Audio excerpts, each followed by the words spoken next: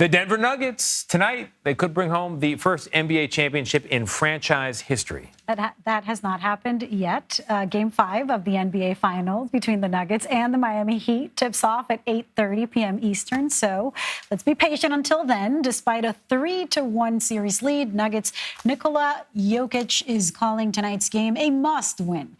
Meanwhile, the Heat looks to be the first team since the 2016 Cleveland Cavaliers to come back after trailing 3-1.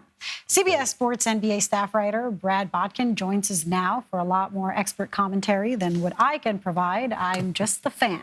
Okay, so do you agree with the two-time MVP that despite being up 3-1 tonight is a must-win for the Nuggets?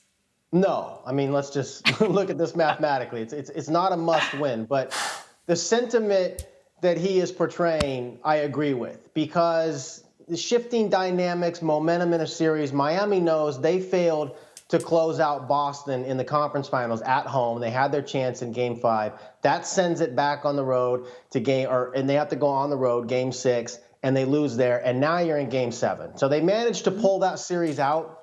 But that's the road that the Nuggets don't want to go down. If they don't close it out at home tonight, now you go back to Miami, where Miami's been very good all playoffs long, and the pressure starts to go a little bit back on Denver's shoulders because, if we let this thing go to Game 7, anything can happen there. So I agree with the sentiment in that they have to approach tonight's game with urgency. They can't look at it like we've got a 3-1 lead and pretty much nobody ever blows a 3-1 lead. They have to look at tonight and say, we need to win this game. We need all of our focus. We can't let our guard down. But no, technically, it's obviously not a must-win. And that's no fun. I mean, Game 7 series are the best.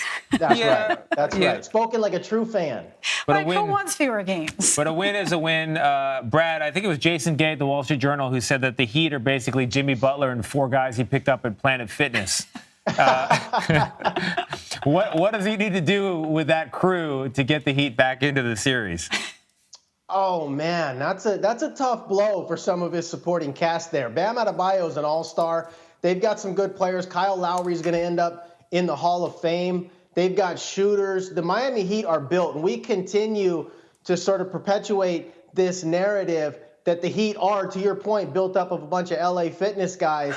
But this is a really good team. It really is. I think there's a very equitable landscape in the NBA right now. Unfortunately for the viewers, the regular season is not taken as seriously. And so you end up with these lower seeded teams that sort of prep themselves to peak during the postseason, and their seed is not reflective of the talent that they have. The Miami Heat have a great culture, and that's what they're going to lean on tonight. Don't beat themselves. Don't turn the ball over. Get their tempo up. Get their shooting going. They were the 4th worst three-point shooting team in the league during the regular season. They have completely flipped that during the postseason. They're making not only open three-point shots, but contested three-point shots at a high clip. Overall, if they get back to that tonight in Denver, they're a tough team to beat. Yes, every team in the NBA is basically the superstar and everybody that plays off the superstar. So it's fair in that regard. But to downplay the Heat players as if they're a bunch of garbage men that got picked up on they're the replacements or something, that's not fair. And that's the mistake that people have been making since the start of these playoffs.